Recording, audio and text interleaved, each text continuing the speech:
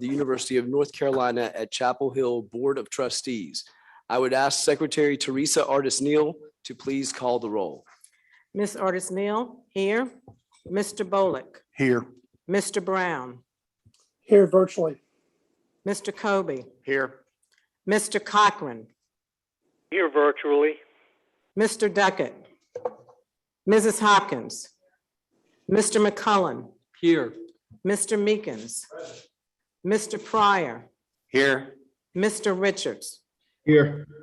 Mr. Stevens, Here virtually. And Mr. Vice Chair, thank you so much for presiding. I could not be in Chapel Hill today, and I appreciate your taking over the meeting and presiding. Mr. Davis.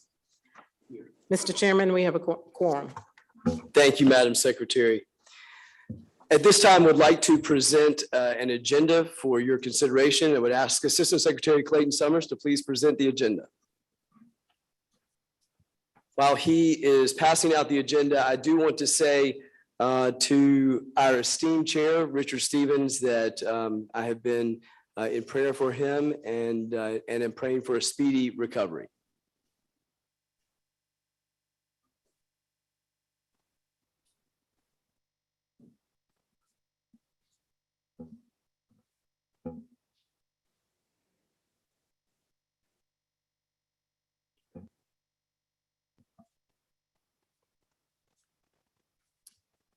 As chair of the Board of Trustees, it is my responsibility to remind all members of the board of their duty under the State Government Ethics Act to avoid conflicts of interest and appearances of conflict of interest as required by this act. Each member has received the agenda and related information for this Board of Trustees meeting. If any board member knows of any conflict of interest or appearance of conflict of interest with respect to any matter coming before the Board of Trustees at this special meeting, the conflict or the appearance of a conflict should be identified at this time.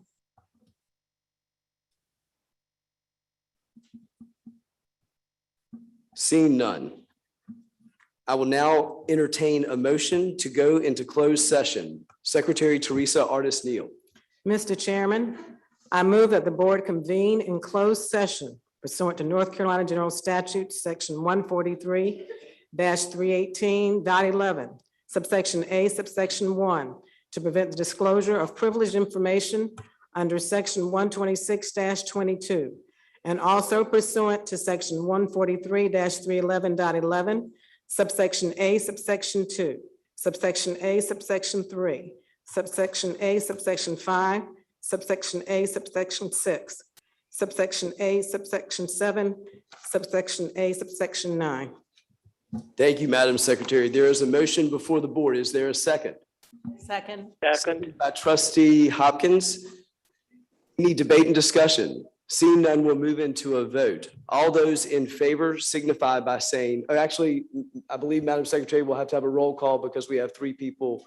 So in light of that, as opposed to a voice vote, Madam Secretary, please call the roll. Ms. Artis Neal, yes. Mr. Bolick, Yes. Mr. Brown, Yes. Mr. Kobe, Yes. Mr. Cochran, Yes. Mr. Duckett, Mrs. Hopkins, Mr. McCullen, Yes.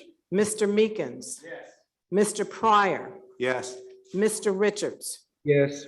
Mr. Stevens, Yes. Mr. Davis. Yes. In the opinion of the chair, the ayes have it. The motion stands approved. We will now move into closed session.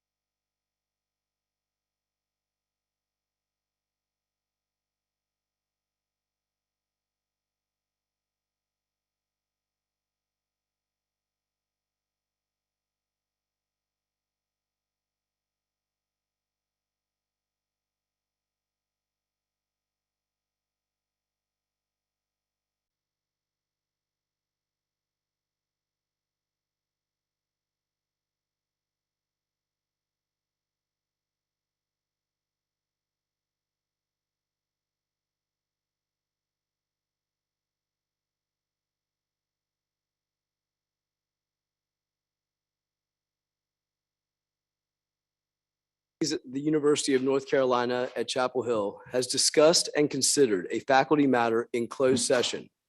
Is there a motion to approve that item? So moved. Motion made by trustee Duckett, second, second by trustee Brown. Is there any debate and discussion? Seeing none, we'll now move into a vote. Madam Secretary, please call the roll. Ms. Artis Neal, yes. Mr. Bullock, No. Mr. Brown, yes, Mr. Kobe, Yes. Mr. Cochran, No. Mr. Duckett, Yes. Mrs. Hopkins, Yes. Mr. McCullen, No. Mr. Meekins, Yes. Mr. Pryor, No. Mr. Richards, Yes. Mr. Stevens, Yes. Mr. Davis. Mr. Chairman, the vote is 9-4. By a vote of 9-4, the Board of Trustees today, in its first opportunity to consider the tenure application of Nicole Hannah Jones, has granted tenure to Ms. Hannah Jones. In so doing, this board reaffirms that our university puts its highest values first.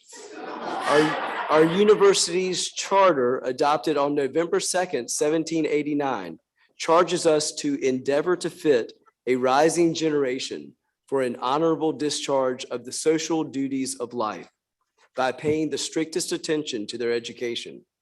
The university best educates and prepares our students to honorably discharge the social duties of life as better citizens, as civic leaders, and as stewards of our great American democracy through adherence to our long-established highest values of academic freedom, open scholarly inquiry, commitment to diversity of all types, including viewpoint diversity, and promotion of constructive disagreement and civil public discourse.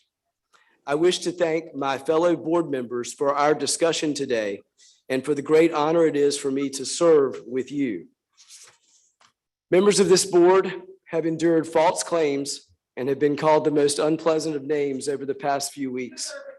Therefore, I believe that this board has earned the right to set the record straight. However, I am aware of the legal constraints and I respect the law. There have been those who have wrongly questioned this university's commitment to academic freedom and open scholarly inquiry. Let me be perfectly clear. Our motto is Lux e Libertas, light and liberty. We remain committed to being a light shining brightly on the hill. We embrace and endorse academic freedom, open and rigorous debate and scholarly inquiry, constructive disagreement, all of which are grounded in the virtue of listening to each other. We have built the world's leading public research university on the cornerstones of collaboration and collegiality, light and liberty, academic freedom. These bedrock principles allow our elite faculty to address the world's most pressing problems. Not only do we support academic freedom, but we believe that our university is the very place that the most important issues of our time should be debated. Spanning our nation's history, our university has been a place for discussion and disagreement over critical challenges. At our worst moments, we forced people to go across the low stone walls that surround our campus to speak. And at our best moments, we have invited the world's leading thinkers, conservative and liberal alike, to our campus and said, here's the podium. We may or may not agree with you, but we want to hear what you have to say. We are open to ideas. We want to learn together. And that is exactly what a university is, a place for diverse ideas and viewpoints, a place for open inquiry, and a place for civil, constructive disagreement. Our university is not a place to cancel people or ideas. Neither is it a place for judging people and calling them names like woke or racist. Our university is better than that. Our great nation is better than that. In this moment at our university, in our state, and in our nation, we need more debate, not less. We need more open inquiry, not less. We need more viewpoint diversity, not less. We need to listen to each other and not cancel each other or call each other names. If not us, who? As the nation's first public university, the world looks to us as an example and as a guide for how to address the issues of the day. What makes us a great university is not the absence of tension or debate. Rather, what makes us great is the constructive tension, the civil disagreements, the iron sharpening iron that happens in an academic setting at its best. In looking back at the history of our university, you will find moments of great tension in almost every era. But as we sit here today, we can look back and see that those tensions and debates created a better university. And this too will make us better. Our love for this magic place does not waver when we face difficulties and challenges. Just like our great nation, our university is not perfect. But just as our nation has been striving for more than 200 years to become a more perfect union, so too does this university strive to become a more perfect institution of higher education. Today, we took another important step in creating an even better university. And it was my honor to be a part of that process with you, our board, and with every member of our university community. We welcome Nicole Hannah-Jones back to Chapel Hill. I'll now recognize Chancellor Guskowitz for a comment. Thank you, Chair Davis. First, I'd like to take this opportunity to thank our Board of Trustees for taking up this important matter at a specially called meeting today. This has been an issue of great importance and conversation to our campus community and beyond. And I've said it before, that our tradition of shared governance at the University of North Carolina at Chapel Hill is now and has been one of great collaboration and often one of great tension. Yet we all have a shared passion for Carolina and staying true to our mission as a leading global public research university. I have great respect for our faculty and the work that they put into reviewing candidates for tenure and making recommendations to our provost. As I've said before, I also respect the role that our trustees play in governing the university. At each step of the tenure review process, thoughtful consideration and deliberation are applied. And all of these steps are important and vital to the integrity of this review process. This is an important day for our campus. We respect your voices and your passion. We still have a lot more work ahead and are committed to working to build our community together to ensure that all voices are heard and that everyone on our campus knows they belong. Ultimately, I am glad that the matter of tenure for Nicole Hannah-Jones has been resolved. Professor Hannah-Jones will add great value to our university. Our students are eager to learn from her, and we are ready to welcome her to the Carolina faculty as soon as possible. Thank you. Thank you, Chancellor Guskowitz. I'll now entertain a motion. Motion to adjourn. Second. Trustee Bollig is a motion to adjourn, seconded by Trustee Kobe. Any debate and discussion? Seeing none, we'll move into a vote. All those in favor, well, actually, Madam Secretary, if you would please call the roll. Ms. Artis Neal, yes. Mr. Bullock. Yes. Mr. Brown. Yes. Mr. Kobe. Yes. Mr. Cochran. Yes.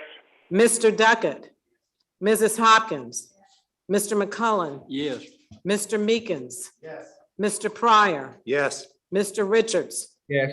Mr. Stevens. Absolutely. Mr. Davis. Yes. In the opinion of the chair, the ayes have it. This meeting now stands adjourned.